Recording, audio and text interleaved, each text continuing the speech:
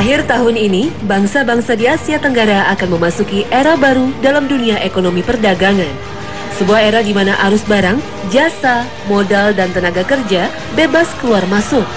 Inilah era perdagangan bebas Asia Tenggara atau yang dikenal dengan masyarakat ekonomi ASEAN. Dengan pasar bebas, Asia Tenggara akan seperti satu kandang dalam hal perdagangan. Bisa jadi, harga sepiring nasi di Jakarta sama dengan sepiring nasi di Bangkok. Gaji buruh di Vietnam sama dengan gaji buruh di Indonesia. Pasar bebas dimaksudkan agar daya saing negara-negara ASEAN meningkat, serta bisa menyaingi China dan India untuk menarik investasi asing. Penanaman modal asing diyakini dapat meningkatkan lapangan pekerjaan dan meningkatkan kesejahteraan. Pembentukan pasar tunggal ini diistilahkan dengan Masyarakat Ekonomi ASEAN atau MEA. Nantinya memungkinkan satu negara menjual barang jasa dan tenaga kerja dengan mudah ke negara-negara lain di seluruh Asia Tenggara, sehingga kompetisi antar penduduk juga akan semakin ketat. Masyarakat Ekonomi ASEAN ibarat pisau bermata dua, di satu sisi menghadirkan peluang, tapi di sisi lain mendatangkan ancaman. Ancaman tentu saja selalu berada pada pihak yang tidak siap. Alih-alih menjadi penentu, yang ada hanya akan jadi objek dan sapi perah negara lain. Sebagai negara dengan jumlah muslim terbesar, salah satu dampak yang perlu diwaspadai adalah banjirnya produk impor dari negara tetangga. Baik itu produk makanan, obat-obatan, dan bahan pangan lainnya. Produk makanan asing akan menjamur, restoran asing semakin merajalela. Keterjaminan akan pangan halal semakin mengkhawatirkan. Bila sudah begini, bagaimana dengan status halal? Siapkah Majelis Ulama Indonesia bergerak cepat tanpa menunggu permintaan produsen? Beranikah negara melindungi mayoritas penduduknya yang muslim dengan tidak memberikan izin distribusi terhadap produk yang tidak halal? Ya Allah, lindungilah kami.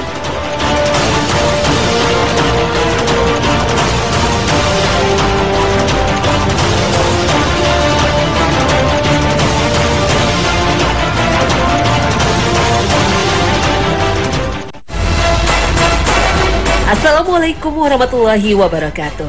Selamat pagi pemirsa Trans 7, Hasanah Ensiklopedi Islam Dunia. Pagi ini kembali hadir ke hadapan Anda untuk berbagi pengetahuan dan saling menasehati dalam kebajikan.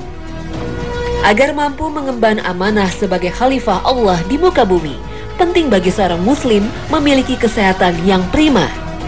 Kesehatan tentunya terkait dengan asupan makanan. Aktivitas makan bukan saja sebagai penghilang lapar, apalagi hobi. Aktivitas makan dan minum erat kaitannya dengan ibadah. Manusia memang bukan hidup untuk makan, tapi makan dan minum merupakan dua aktivitas penting yang menjamin kelangsungan manusia. Pentingnya aktivitas makan minum terlihat dari banyaknya Allah singgung dalam Al-Quran. Salah satunya pernyataan Nabi Ibrahim alaihissalam ketika menyebut nikmat Allah kepadanya. Dan Tuhanku, dia yang memberi makan dan minum kepadaku. Al-Quran, Surah Asy-Syu'ara, ayat 79. Begitu juga ketika Allah Ta'ala menceritakan keadaan penduduk surga, mereka tidak akan menderita karena kelaparan. Sesungguhnya, kamu tidak akan kelaparan di dalamnya dan tidak akan telanjang. Al-Quran, Surah Toha, ayat 118. Islam juga melarang puasa terus-menerus tanpa jeda berbuka karena dapat membahayakan kesehatan. Bahkan untuk mempertahankan hidup dalam situasi darurat, seorang muslim diperbolehkan mengkonsumsi makanan yang haram dengan syarat tidak berlebihan. Bagi seorang muslim, makan dan minum merupakan bagian dari perwujudan ibadah kepada Allah Ta'ala. Oleh sebab itu, rambu-rambu Allah menjadi penting. Halal dan haram menjadi pertimbangan utama dalam mengkonsumsi suatu makanan atau minuman. Tapi sayangnya, nasib pangan umat di negeri ini selalu menjadi bulan-bulanan. Terbongkarnya berbagai kasus terkait makanan jelas merugikan umat Islam. Kita khawatir yang tidak terbongkar lebih banyak lagi. Sebagai negara dengan penduduk mayoritas muslim, seharusnya kehalalan produk menjadi prioritas utama.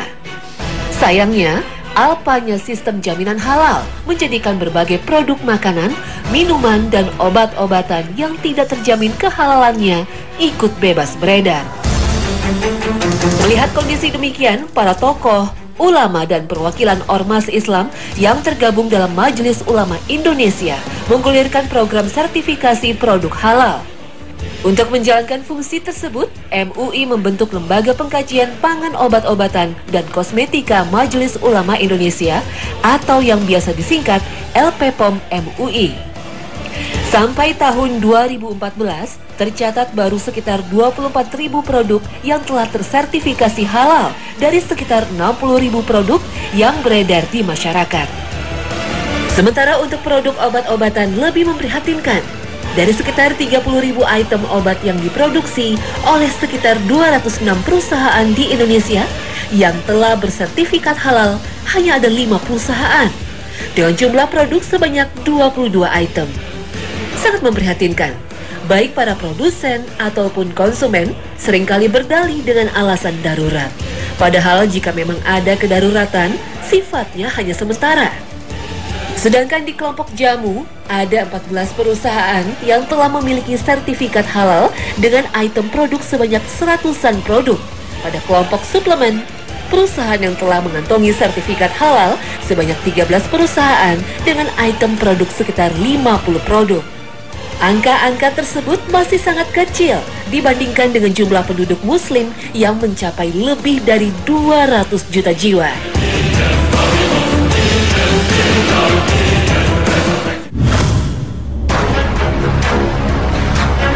Di antara tujuan syariat Islam yaitu menjaga agama, menjaga akal, menjaga jiwa, menjaga keturunan, dan menjaga kehormatan manusia. Larangan menghina agar manusia tidak merendahkan orang lain yang telah Allah tinggikan derajatnya. Termasuk menjauhi segala hal yang Allah haramkan, merupakan tindakan untuk menjaga agar tidak merusak salah satu dari kelima hal tujuan syariat Islam. Jadi manfaat dari hukum halal dan haram pada dasarnya akan kembali kepada manusia. Seandainya seluruh manusia taat terhadap perintah Allah, maka itu tak menambah keagungan Allah. Sebaliknya, jika seluruh manusia durhaka kepada Allah, itu juga tak akan mengurangi keagungannya. Allah Subhanahu wa Ta'ala berbuat apapun yang dikehendakinya dan Dia Maha berkuasa. Tetapi karena rahmat Allah kepada manusia, maka setiap perintah Allah dan larangan pasti mempunyai alasan dan hikmah. Persoalannya, maukah kita taat? Dialah Allah yang menjadikan segala yang ada di bumi untuk kamu, dan Dia berkehendak menciptakan langit, lalu dijadikannya 7 langit, dan Dia Maha mengetahui segala sesuatu. Al-Quran Surah Al-Baqarah ayat 29. Dan juga berdasarkan sabda Rasulullah Sallallahu Alaihi Wasallam, apa yang Allah halalkan dalam kitabnya, itulah yang halal, dan apa yang Allah haramkan, itulah yang haram. Apa yang Allah diamkan, maka itulah yang dimaafkan dari kalian. Hadis riwayat Tirmizi. Karena asalnya boleh, maka untuk menyatakan sesuatu hal menjadi haram dibutuhkan dalil yang tegas dan lugas. Jika dalilnya masih samar atau hasil ijtihad, para ulama biasanya menggunakan kata-kata perbuatan ini tidak disukai, ini tidak baik, dan ungkapan senada lainnya.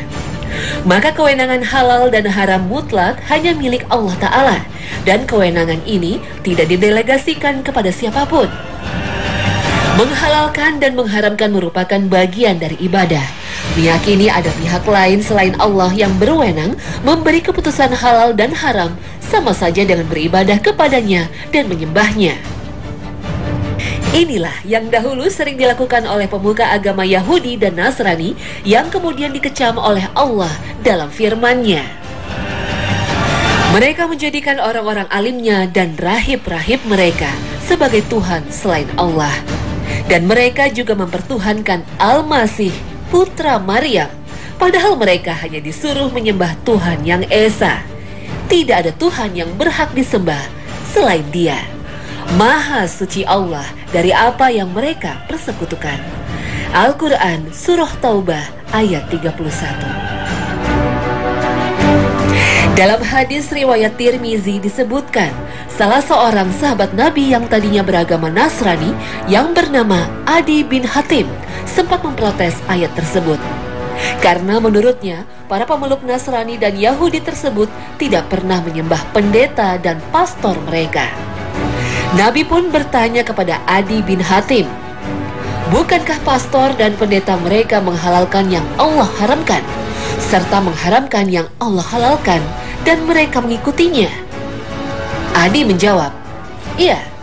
Rasul pun mengatakan, maka itu adalah bentuk ibadah kepada mereka. Bahkan termasuk para ulama sekalipun tidak memiliki mandat untuk melabel haram dan halal.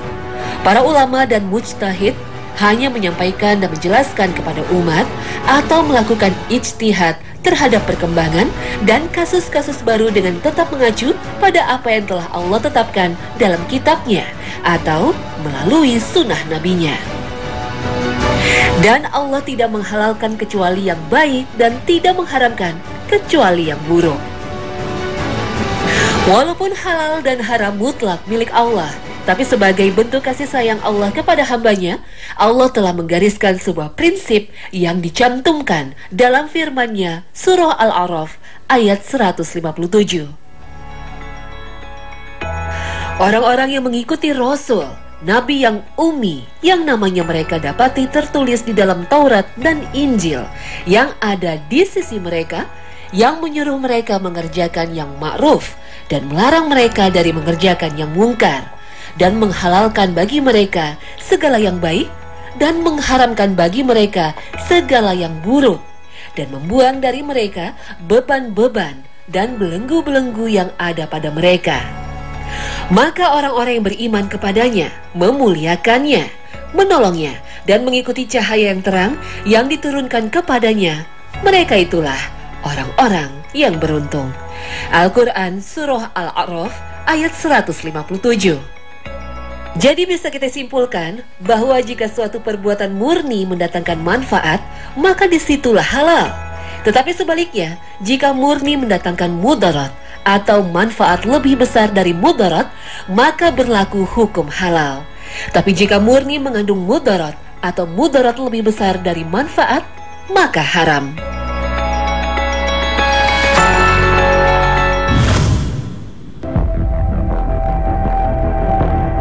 Sesungguhnya rezeki Allah yang halal teramat luas, yang diharamkan hanya sedikit. Itu pun sebetulnya demi kemaslahatan manusia. Hanya saja manusia yang telah dibutakan hatinya oleh setan menjadi malas untuk berikhtiar mencari rezeki Allah yang halal. Setiap makanan dan minuman haram yang kita konsumsi, maka pasti akan merusak baik langsung atau tidak langsung, baik jasmani ataupun ruhani kita, entah kita sadari atau tidak. Doa merupakan senjata orang mukmin, sehingga dalam setiap kesempatan selalu ada zikir dan doa. Setiap selesai sholat, berdoa. Setiap bangun tidur, berdoa. Setiap mau tidur, setiap pindah dari satu aktivitas satu ke yang lainnya, juga berdoa. Dengan memakan makanan yang haram, maka semua doa dan zikir yang dipanjatkan terancam tidak diterima Allah Subhanahu wa Ta'ala. Alangkah malangnya bila doa dan zikir kita tidak dipedulikan karena makanan haram yang masuk ke tubuh kita, baik karena haram zatnya atau haram cara memperolehnya. Rasulullah Shallallahu Alaihi Wasallam pernah menceritakan seorang musafir yang menderita karena perjalanan jauh dan tampak seperti orang yang layak dikasihani, tapi doanya tertolak karena makanan haram yang ia konsumsi. Beliau bersabda, seorang lelaki melakukan perjalanan jauh, rambutnya kusut, mukanya berdebu, menengadahkan kedua tangannya ke langit dan berdoa, wahai Tuhanku, padahal makanannya haram dan mulutnya disuapkan dengan yang haram. Maka bagaimanakah akan diterima doa itu? Hadis riwayat Muslim. Konsumsi haram tidak hanya menyebabkan doa yang tertolak, tapi amal yang dilakukan juga terancam tidak diterima. Rasulullah Shallallahu Alaihi Wasallam bersabda, jika seorang keluar untuk melakukan haji dengan biaya yang berasal dari yang haram, kemudian ia mengendarai tunggangan dan mengatakan, labbaik Allahumma labbaik, ya Allah, sambutlah seruanku. Maka yang berada di langit menyeru, seruanmu tidak disambut dan kau tidak memperoleh kebahagiaan. Bekalmu haram, kendaraanmu haram, dan hajimu mendatangkan dosa dan tidak diterima. Hadis riwayat Tabrani. Mengkonsumsi makanan dan minuman haram ataupun yang didapatkan dengan jalan haram, maka sama saja dengan berinvestasi di neraka. Setiap pangan haram yang kita konsumsi akan tumbuh menjadi bagian dari tubuh kita. Dan setiap inci bagian tubuh kita yang dibentuk dari yang haram akan menjadi bagian yang kelak dibakar di neraka.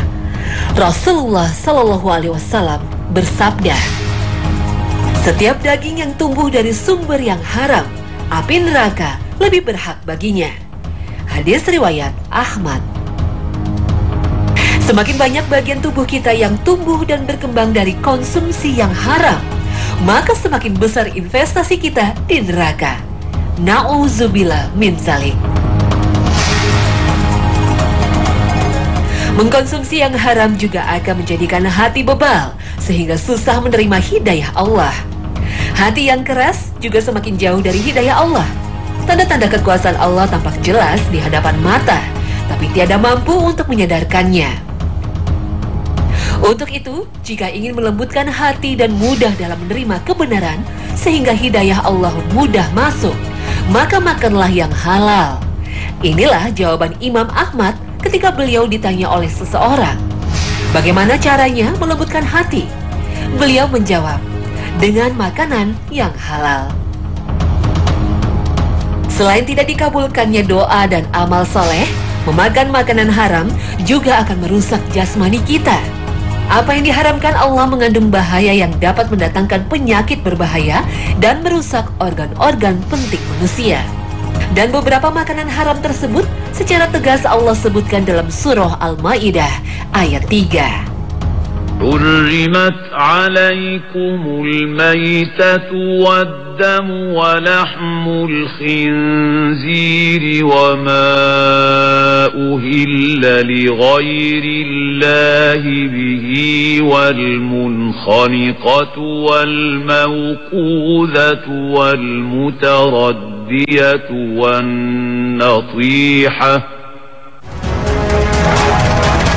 Bangkai, darah, daging babi, binatang yang mati tidak disembelih merupakan beberapa jenis makanan yang tidak halal dikonsumsi. Ayat ini turun sekitar 14 abad yang lalu. Sekarang, berbagai penelitian mutakhir membuktikan berbahayanya bahan pangan tersebut apabila dikonsumsi. Darah umumnya mengandung uric acid yang merupakan toksik yang berbahaya bagi kesehatan kita. Uric acid yang ada di dalam tubuh kita akan dibawa darah yang kemudian akan dibuang keluar tubuh dengan air urin melalui ginjal. Darah juga membawa limbah zat-zat seperti urea, asam urat, keratin, dan karbon dioksida yang perlu dikeluarkan dari tubuh. Meminum darah atau memakan makanan yang tidak bersih dari darah dapat membuat keracunan dan memperberat kerja dari organ ginjal. Bahkan zat-zat ini dapat merusak fungsi otak dan mengakibatkan koma. Selain itu, sebagian besar mikroba di bawah dalam darah dapat menyebabkan penyakit lain dengan merusak lapisan lambung dan usus. Penyembelihan yang sesuai syariat Islam merupakan cara efektif untuk mengeluarkan darah yang ada dalam tubuh hewan konsumsi. Binatang yang tidak disembelih ataupun mati tanpa mengeluarkan darah, seperti mati karena sakit, disetrum, dicekik, atau dipukul, akan mengandung banyak sekali racun yang masih terdapat dalam endapan darah yang ada di tubuhnya. Dan racun-racun ini sangat berbahaya apabila dikonsumsi manusia. Demikian juga dengan daging babi. Dalam Al-Quran, babi dihukumi sebagai najis dan haram dimakan. Ajaran ini sebetulnya bukan hanya monopoli Islam. Keharaman daging babi juga kita dapatkan dalam ajaran Yahudi dan gereja Advent. Allah tiada mengharamkan sesuatu melainkan karena bahaya yang terdapat di dalamnya. Dan daging babi salah satu pangan yang paling banyak mendatangkan masalah bagi kesehatan umat manusia. Dr. Murat Hoffman, Daniel Asafiro MD dari Klinik Laboratorium Mikrobiologi Boston Medical Center, Amerika, menyatakan terdapat lebih dari 25 penyakit yang bisa dijangkiti dari babi. Penelitian ilmiah modern di dua negara Cina dan Swedia menyatakan bahwa daging babi merupakan penyebab utama kanker anus dan kolon. Hasil kajian ini diterbitkan pada 1986 dalam persidangan tahunan sedunia tentang penyakit alat pencernaan yang diadakan di Sao Paulo. Daging babi juga merupakan daging yang sulit dicerna karena banyak mengandung lemak dan banyak mengandung kolesterol yang berbahaya bagi tubuh. Babi juga hewan yang banyak mengandung parasit, bakteria, bahkan virus yang berbahaya, sehingga dikatakan sebagai reservoir penyakit. Inilah sebagian bahaya mengkonsumsi daging babi yang telah terungkap. Barangkali masih banyak lagi bahaya lainnya yang belum diungkap oleh ilmu pengetahuan. Pangan haram lain yang disebut dalam Al-Quran adalah khamr atau miras. Mabuk dan hilang kesadaran merupakan gejala langsung dari mengkonsumsi miras atau yang kita kenal sekarang dengan alkohol. Turunnya kesadaran dapat menjadi pemicu perbuatan kriminal dan permusuhan. Dan beberapa tindak kekerasan dalam rumah tangga banyak yang dipengaruhi oleh konsumsi alkohol. Penurunan kesadaran ini juga dapat berakibat pada kematian, sebagaimana beberapa kasus miras oplosan yang terjadi di beberapa wilayah Indonesia yang banyak merenggut korban jiwa. Selain kematian, efek jangka pendek alkohol menyebabkan hilangnya produktivitas kerja.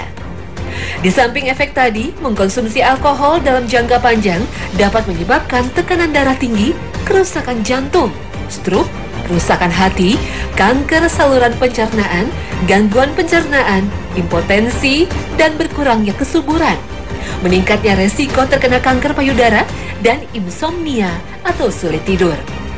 Konsumsi alkohol juga berakibat pada kerusakan otak dengan perubahan kepribadian dan suasana perasaan, menjadi sulit dalam mengingat dan berkonsentrasi. Alkohol juga berdampak terhadap hubungan sesama, finansial, pekerjaan, dan juga menimbulkan masalah hukum. Namun yang paling inti dari itu semua adalah bagaimana kita menjalankan perintah Allah secara utuh. Alkohol boleh saja sedikit, 0,0 sekian, tapi tetap saja Allah melarangnya. Demikian juga dengan babi. Ketika banyak produsen memanfaatkan unsur babi dalam pembuatan obat, bahkan vaksin meningitis bagi jamaah umroh dan haji, tetap saja setiap unsur yang berasal dari babi, maka Allah haramkan. Maka benar Allah dengan firman-Nya, sesungguhnya syaitan itu bermaksud hendak menimbulkan permusuhan dan kebencian di antara kamu karena khamar dan berjudi, dan menghalangi kamu dari mengingat Allah dan salat. Maka apakah kamu akan berhentilah?